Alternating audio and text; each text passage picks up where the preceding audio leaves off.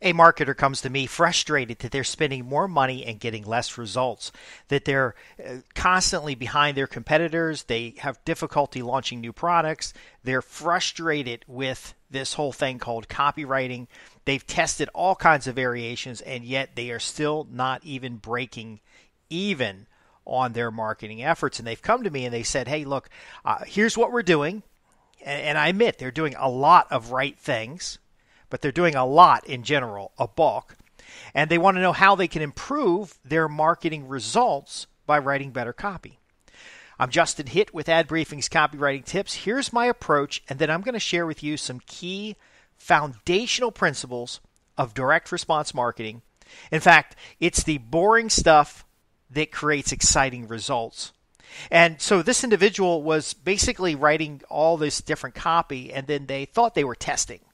And so I'll also cover kind of an outline of how to do better testing, kind of how to apply your marketing dollars. So they're spending quite a bit of money every month. And it doesn't really matter whether it's thousands or tens of thousands every month they're spending on paid advertising. They were doing a lot of what they called organic advertising, like organic search and trying to attract people on social media platforms. And there's nothing wrong with these things. They can all be made to work if you understand this underlying foundation. And this foundation builds on direct response. The kind of direct response has worked from time immemorial because it's essentially a cause and effect chain. We're inviting the prospect to raise their hand and take a certain action, and then we respond to that. They've responded to our inquiry, we're responding to their request, and it goes back and forth. We build up what first starts out as prospects. So these are the people potentially in your marketplace who can buy your product and service, the people you've designed a product and service for, and inquiries, those who've requested additional information about your product and service, to finally buyers who, after receiving information about your product or service, has decided to make a buying decision. And it's a back and forth dance between what is it that we believe the marketplace wants and what is it that they actually want. And now this is a disturbing part of it, because the way I look at this is if your customers are not buying, you're either not reaching people which you align with, the message and market match is not there, or what you're offering the marketplace they don't want. They don't care. They don't need it. Now, there are a variety of conditions or variables in the marketplace to match or to manage, and this causes confusion and very often causes us to try new things.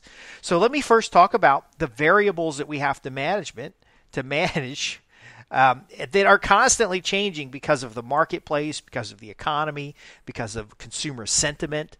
And these variables include the customer avatar. Who are we advertising to? Who is that specific prospect in the marketplace? Do they have money to spend? Do they pay money to solve this type of problem? We're looking at the source or campaign. What is the copy and creative that we're sending these individuals? We look at the medium or list. Where do these people live? So just because your customer's on Facebook and they've been cookied and Facebook can tell you who those people are and they're on the platform, it doesn't mean that their mental state while on the platform is conducive to receive your offer and to ultimately buy what it is that you have to offer. So, for example, Facebook's trying to keep them on the platform, and then you're trying to get them off the platform, and then it's just a big mess. There's copy elements that we have to worry about. There's the month of the year or week of the year. So there are some offers that are time sensitive. So at the end of the year, weight loss offers are going to do better than at the middle of the year or right before Thanksgiving, for example. You're not going to tell a specific audience who needs to lose weight, who wants to lose weight right before Thanksgiving, that they could start a sensible diet and exercise program and start losing weight right now. They don't care. They're gonna be out at the holidays. It's a difficult emotional time. It's a difficult, stressful time as far as when it comes to eating is concerned. And so the right offer, it's the perfect offer. It's the right solution. It's the right audience who even has a desire to take action, but not right now. And so depending on how you segment and we're going to talk about testing, depending on how you segment your testing, you might have a week target date, or you may have a month target date. In some markets, you might have a outside temperature date. So if you're selling gardening supplies, you want to be out there at a certain outdoor temperature. Or the same thing could be with resorts and other tourism-related items. Finally, there's going to be, and this, I shouldn't say finally, because there are a lot of variables we have to manage when we're doing marketing campaigns. And that's why I'm going to show you a framework that makes it easier to manage these variables. But you also have the price positioning. That's not just the price of your product, but it's your price of the related or in relation to any other choice that prospect can make. Maybe you have a solution where for everybody who wants to be millionaires, you have a solution that if they follow the instructions, they will become a millionaire in 90 days or less. And this solution is being guaranteed. You have a 100% success rate, and the product is only $2 million. Like for everybody who buys this product on how to be a millionaire, and they invest the $2 million, they all become millionaires at some time within 90 days of the investment. See, people aren't going to pay that because the barrier to entry is too high. The barrier to entry, there could be the believability, you could be the right list, it could be the right offer for that particular audience, but the price is what broke it. And so that's why I want to share these variables that you have to manage, because there are a large number of variables, and any one of these variables breaking, the prospect isn't going to buy. It's the key that they have to know, like, and trust you in order to purchase. What contributes to knowledge, liking, and trusting? Well, the context that's around the specific offer. So let's look now at a framework, because this individual, when they came to me, they had good marketing, they had good customer avatars, they understand who they want to sell to. That audience has money to spend. They're sending campaigns irregularly, and I think this framework really helps you be more regular. But they were sending campaigns that were good campaigns. They were really good campaigns.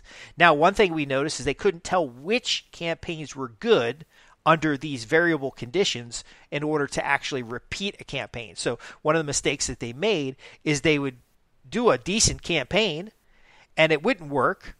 And then and how do I know it's decent? Well, because we got results when we added the framework. But they do a decent campaign, it wouldn't do what they expected, and then they do a different campaign, and it wouldn't do what they expected. So these folks actually had a library of campaigns. These are marketing packages that included follow-up email newsletters, follow-up postcards or postal mailings. There was a full kit. They didn't need to get new copy. They had at least 12 really decent campaigns. They were each done one time. And so again, how do you build familiarity? Well, you need to have kind of a repeat interaction. You need to demonstrate your value in the marketplace.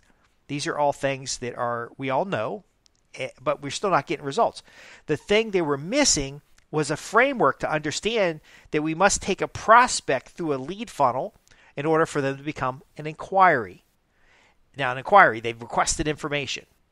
We need to take a inquiry through a sales funnel in order for them to become a buyer, at least that first initial transaction, because in many high-ticket sales, folks aren't buying cold. Now, again, I caveat high-ticket sales. This group had a product that started at $3,997. And then it's a services-based company. That almost doesn't matter, but it's a services-based company that had a customer lifetime value of about $28,000 a year. So, and that's I don't like to give numbers, because you might say, well, I don't have a product with 28,000. Well, then invent one. But the customer lifetime value, for context here, was a 12-month period, and that is the gross. Okay, the organization has about a 20% margin, and these things are important to understand. And then the initial sale was $3,997 initial. So let's just say a high ticket product is 4 figures, a lifetime value is 5 figures. Now, they were haphazardly approaching the marketplace and just kind of throwing stuff out there to see what will work. They didn't understand the variables that influence their buying decision. And this is the first exercise, is you make a list of the variables that impact the decision. If there's a male decision maker, they're going to consult with their wife. If it's a business and there's 2 decision makers, but there's 5 total, we need to have at least a majority of the decision makers in our favor. If there's a decision maker in one department, they check with another department, we need to market both sides of that. Those are the things we need to understand. Now, the framework is that the lead funnel has an A-B split going to an opt-in. Now, what is an A-B split? This particular client was sending just one off. They didn't have any basis of comparison. If you're going to do direct response, you need a basis of comparison, which typically becomes that control, that document or that campaign that just works regularly. It works consistently. It doesn't necessarily satisfy all your needs, but it's a baseline to test where you know that the cost per lead, for example, or the cost per sale, or the conversion rate is pretty consistent. And we want as many of those as we can. I've talked about a 5x5 plan in the past where we have 5 controls over 5 different mediums, and then we just keep Royal Rumble testing those things out until we can beat them with test cases. But A-B split is either your control versus a comparable test, or it is 2 campaigns going out once.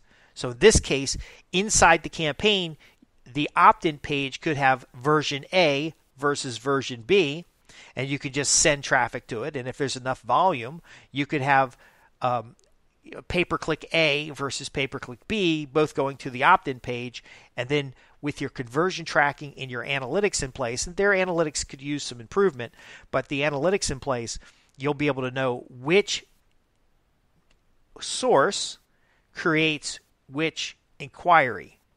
Now, this is very informative because it allows us to better understand who becomes leads. So within the variables of customer avatar, within the variables of campaign copy, within the variables of medium or list, where is the ad being put, time frame, everything else, we can know that this type of prospect is attracted by the combination of A, when it comes to pay-per-click, copy A in pay-per-click, and offer A on the A-B split at the opt-in page. So we're learning something, and that's probably the biggest takeaway, is that every marketing campaign you have to learn something. The biggest thing that this client learned was that they hated their marketing and they were trying to find some help, but the marketing wasn't necessarily bad. What was bad is the selective nature of sifting and sorting through these mediums and lists to identify highly qualified prospects. Now, once you've got people on a list, an inquiry list, which could be an email list, it could be a mailing list, you now send campaigns to those people, which could be a prospect newsletter, it could be a follow-up series, it could be a lot of different things, and we do the same testing again, which would be A-B split to an offer. So that prospect newsletter, we have this month's newsletter, and it contains an offer. That's kind of a clue there. Anything you send to a prospect or a customer or somebody on your list needs to have some kind of offer.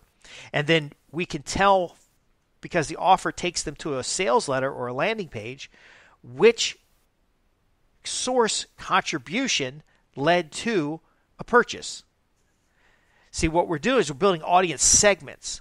We take the large prospect marketplace, all the people possible who could buy your products and services, and we invest money, time, and resources into generating a small list of people who are interested in the solutions that you have to offer. They're highly qualified. They've checked off all the boxes. They have a desire to take action. And then from there, we make specific offers according to their needs. So you may have on your front end these variables, 6 different variables that I described here, and then those variables will be clustered into test A versus test B. Now, you can do more complex multivariate testing. This particular client did not have the analytics structure in place, so that's one of the things we're going to work on. They couldn't test a chain of events, let alone did they have any idea what they were doing. If they did, they wouldn't need someone to organize things or to implement these frameworks. But what the framework is doing is it's giving you structure to apply marketing dollars so that you're not writing 12 newsletter issues and not learning anything, because you want to have conversion rates improve. You want to have the opt-ins increase. You want to have these things. But the framework gives you a structure to do one test at a time. Because there are so many variables, we can't assume that the test we did last week is going to respond exactly the same this week until we have enough volume, until we have repeatable performance, meaning the ad is sent out the same way every time. Now, the good news is these mailing lists are pretty big. So what we typically did when we were doing direct mail is if we had a list of 25,000 people, we would send a letter to 2 cells, which would be smaller subsets of the big list. We would randomly select them, and one cell would be 1,500 people, and another cell would be 1,500 people, and we'd send a variation of letter A to one list and letter B to the other list, and then the next week we would swap the two. So each letter was seen by 3,000 unique people, and then we could do the math to see which one is statistically more significant than the other. So we're looking at the behavioral change, which is someone raising their hand and buying a product or service. And then we're doing some math to determine which of these 2 letters was most profitable. And then we know we have 25,000 names and we've only mailed 3,000 of them.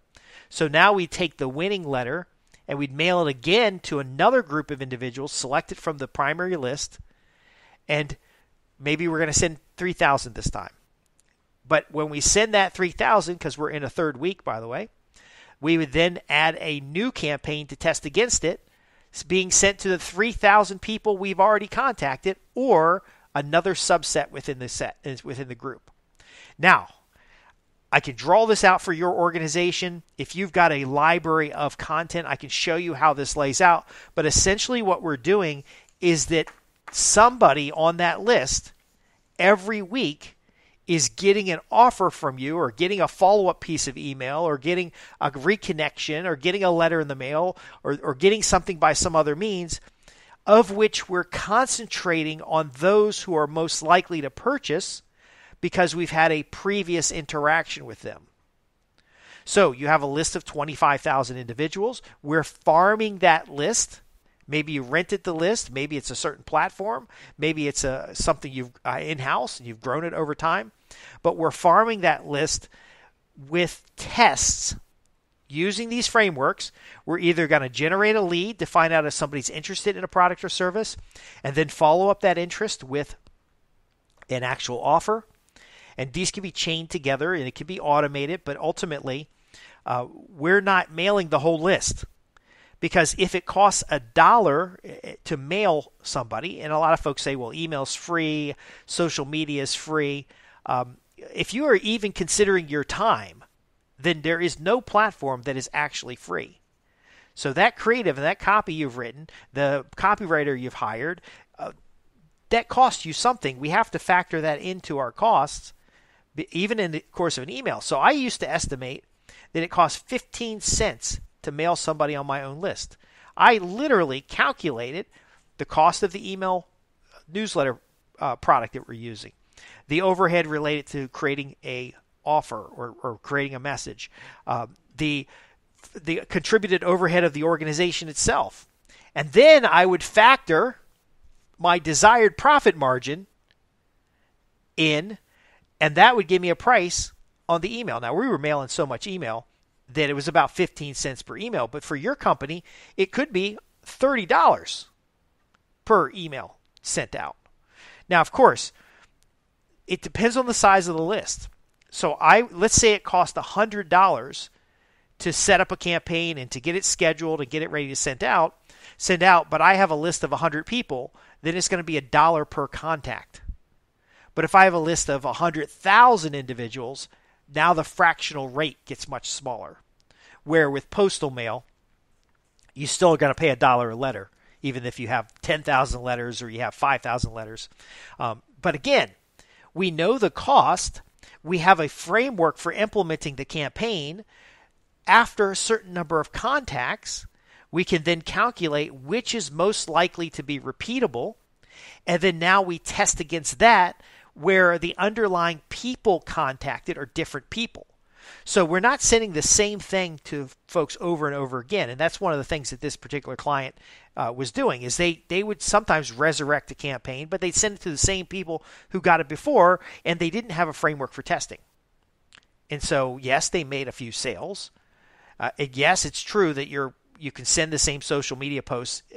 I have a library of social media posts that were posted years ago, and every so often they wake up and every 2 or 3 years they get posted again. It is a different audience, but ultimately, without that measurement, you don't know what you should go back to in the library.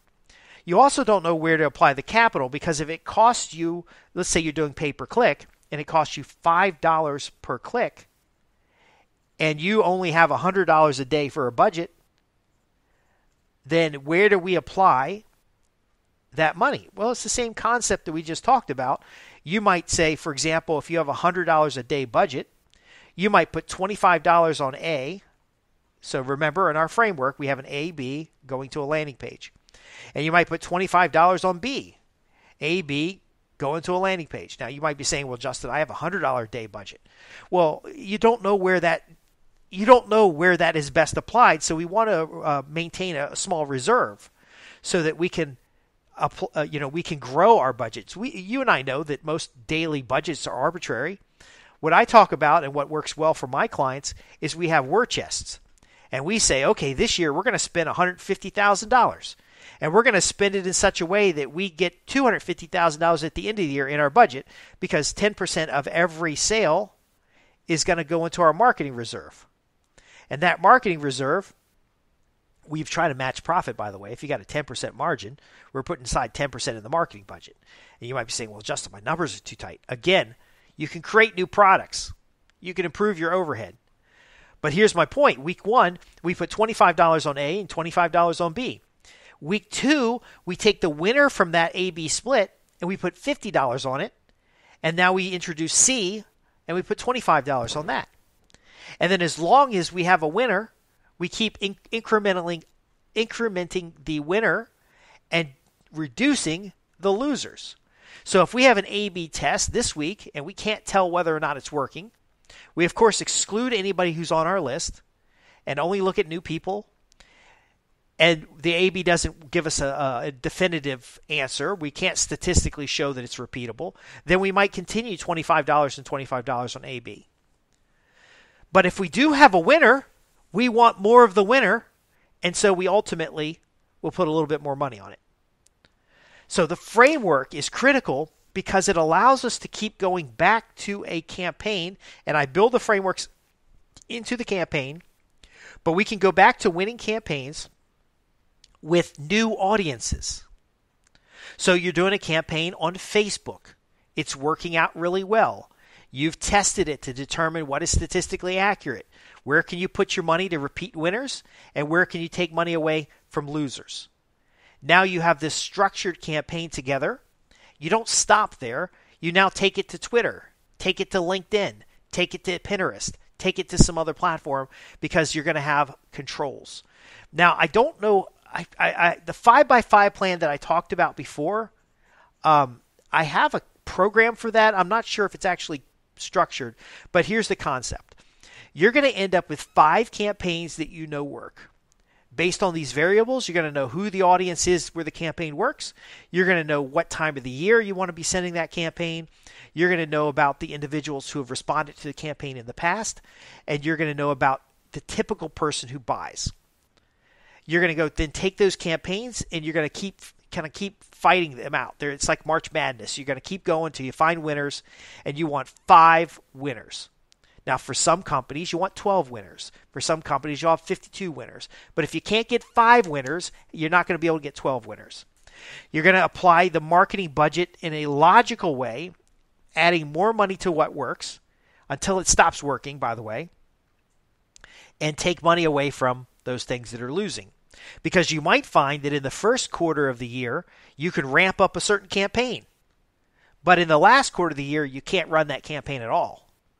And so now we're going to have a variant that is a test case within a time period where the winners you have in January are going to be different than the winners you have in March, April, May, June, July. It just really depends.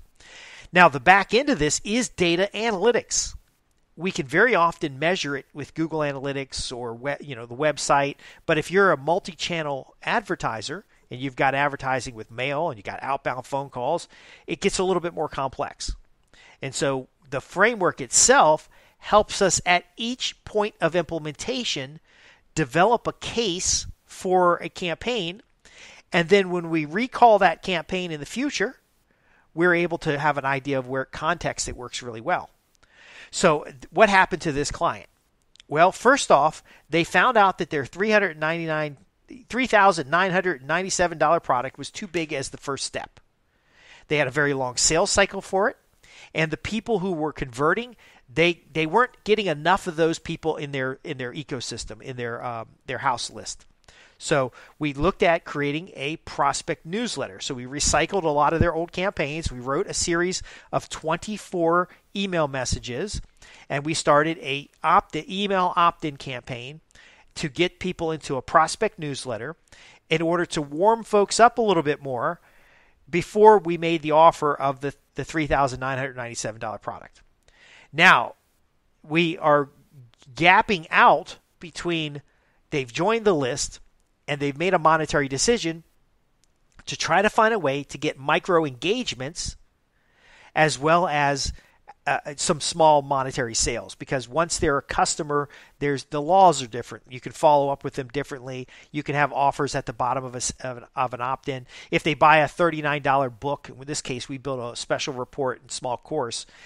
If they buy a $39 program, you can upsell them to the coaching and consulting. You can start defining what tiers take the $3,997 solution. And by the way, I'm using some of my numbers, not the actual client's numbers, because they're confidential. And so you'll notice I offer a $3,997 monthly program that's available to people called my Platinum program.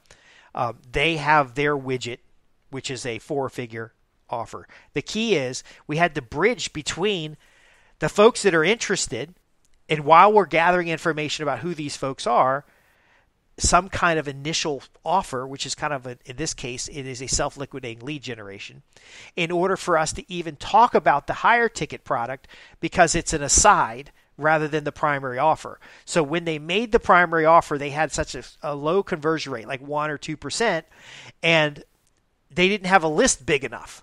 So we created things to build the bigger list, to farm that list in order to find highly qualified individuals, and then only send the higher ticket offer to the highly qualified individuals where they got a 13% conversion rate.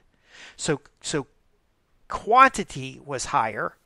The conversion rate was extremely high, but instead of getting 2 to 3 sales per offer, they were getting same number of offers. They were getting 20 or 30 sales per offer, so their money went way up. But they had a consistent way of drilling down into that customer list. And so now the problem became, because by the way, I don't solve problems, I create new problems.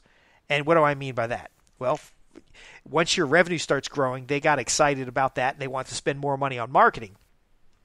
But they didn't have a framework in place to know what money spent was good investment versus the money they were just pissing away trying new stuff. And so ultimately, with the framework in place, we were able to segment out 2 teams. One team just focused on lead generation, and one team focused on sales generation. But the governance of the lead team was determined by those who bought, not ideas and creatives and not things we might try, but actual who bought product.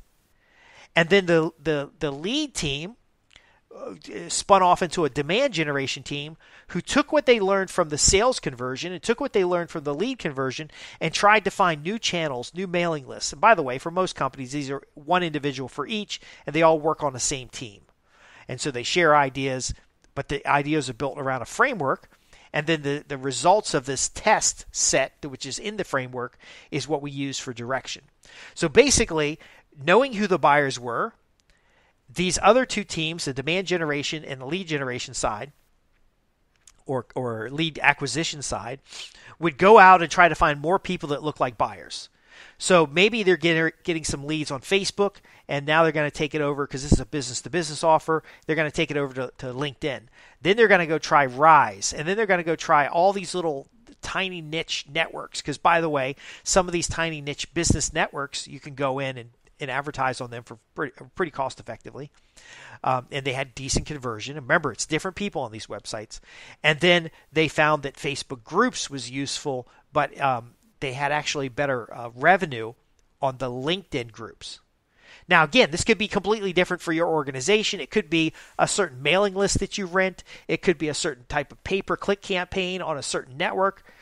We have to figure that stuff out. And again, we use the framework to go from prospect to a lead funnel to an inquiry, from an inquiry to a sales funnel to a buyer, and then actually pixeling each of these conditions along the way, actually building mailing lists in-house or in-house list segmentation, actually going out and buying appended data to fully understand your buyers, and then going back to the marketplace and looking for buyers. See, it doesn't matter how much traffic your website gets. It doesn't matter how many leads you generate. Only matters buyers. Buyers are voting with their dollars. Now, we can take the buyers and we can digest them into the variables to manage. So we can say, of our buyers, what does their customer avatar look like? What is their demographics? What is their psychographics? Of these buyers, where did they come from? Now, you can go back to those same places, or you can go back to proxies of those places. Of those buyers, when did they buy the most? So now we're looking at the months.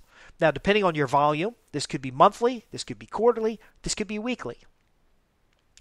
And we're, again, then building in the copy. So the copy is actually only 5 to 10% of the functions that are necessary to know which copy works. So the copy is critically important. It can have 80 to 90% of the impact in a campaign. But if that copy is in front of the wrong people at the wrong time, in front of people who have no money, in front of people that have a different search intent or engagement intent, so if they're on Facebook to have fun, and they see your ad, they're not necessarily going to jump over it. And actually, in a business-to-business offer, if they're on Facebook at home and they see your ad, they're not necessarily going to be able to click through and transact because they're not in their work computer or their work environment. And then when they're in their work environment, they can't access Facebook, so they can't see your ads. And they're also on different browsers, so the cookies don't work the same way you might imagine. Anyway, so this particular client ended up we talked about the 1 to 2% conversion rate going up to 13% conversion rate. I gave you the context that at 13%, even though they're sending to fewer people, it was a higher quantity of people who took the offer. We talked about an intermediary product, which turned out to be very profitable and helped them recover much of their advertising costs. So if they just wanted to break even, they could run their lead funnel all day long with paid advertising and even do joint ventures and sponsorships and influencer marketing. They could do the whole gamut of everything and break even on the lead funnel. And now their sales offer for the 4-figure item was a high value. But here's another thing that we did for a value add, because it's 5 by 5.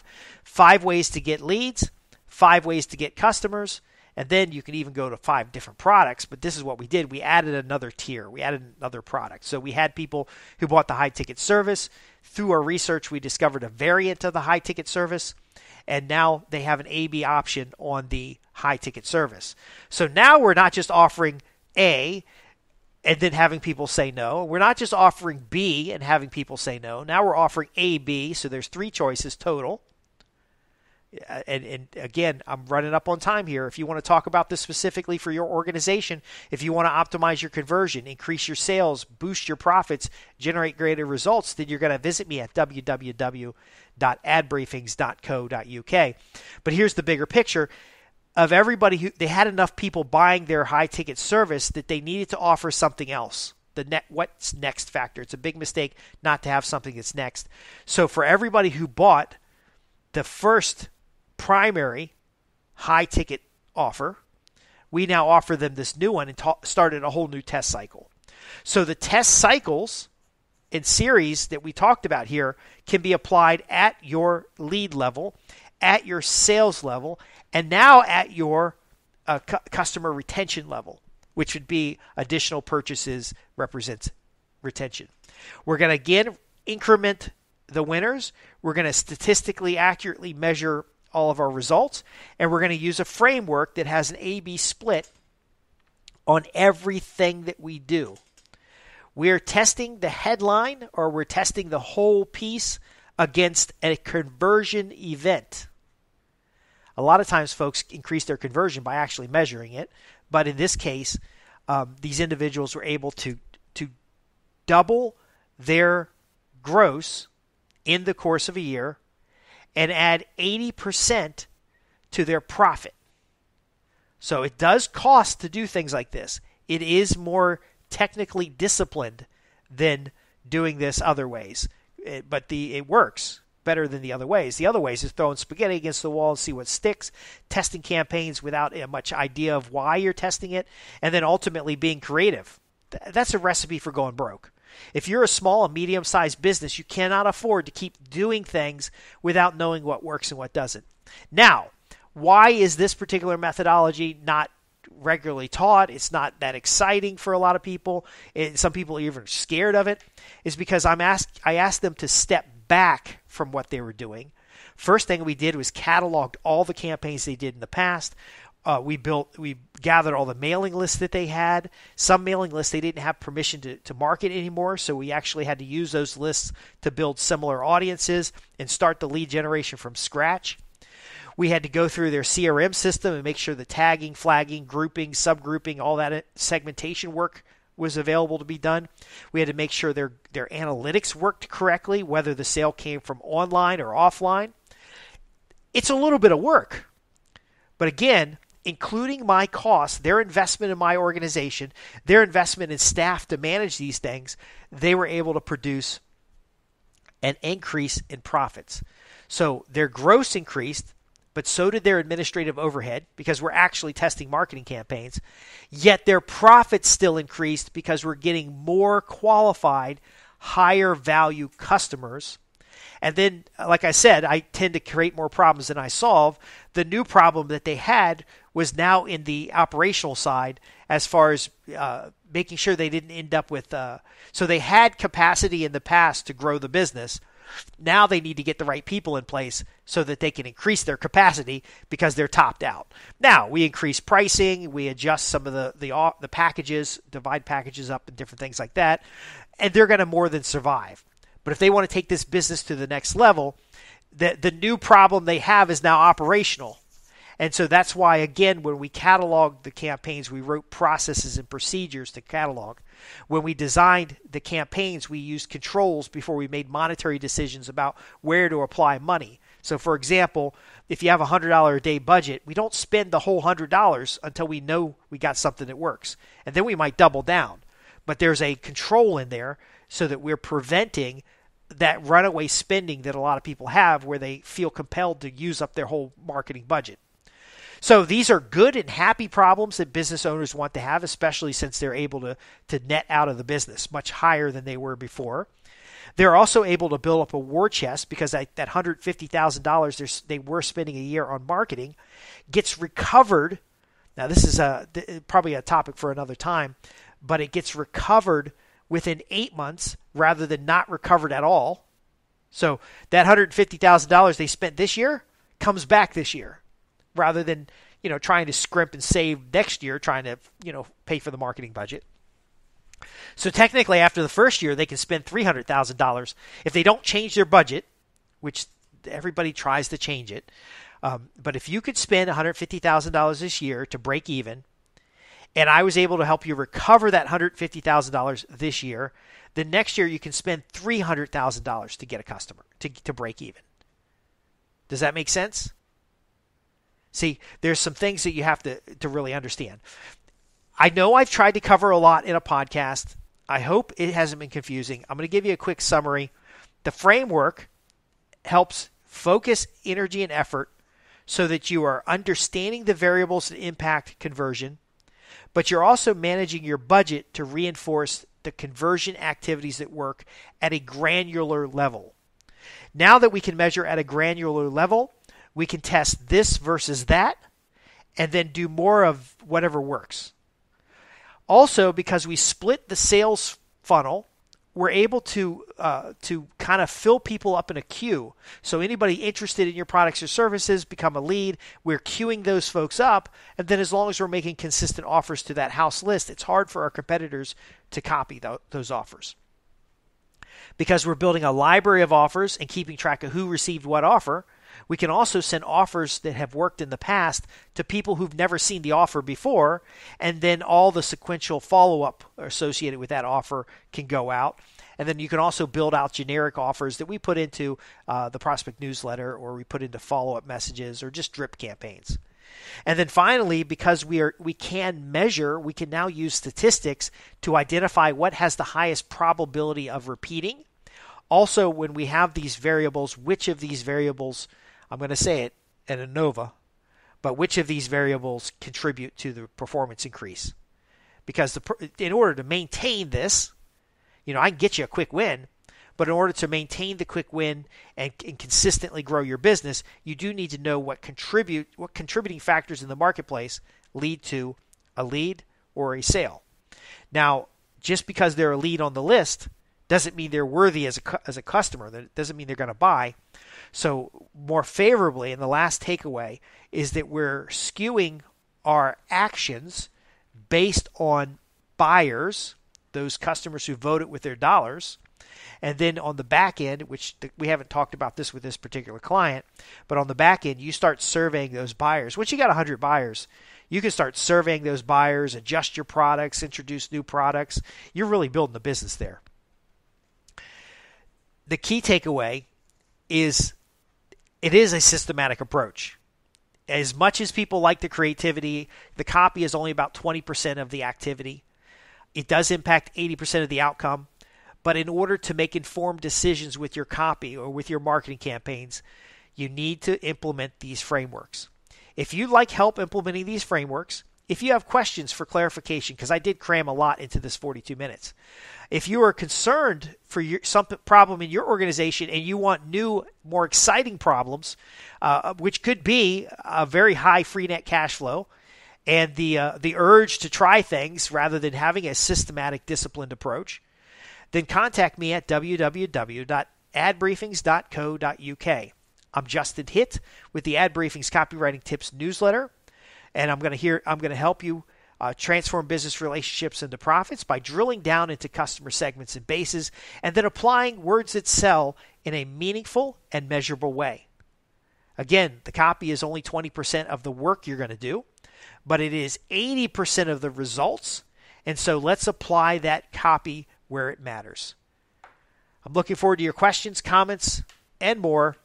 And if you like this long form, let me know. I could do more in the future. Or if you'd like me to keep it nice and short, say so.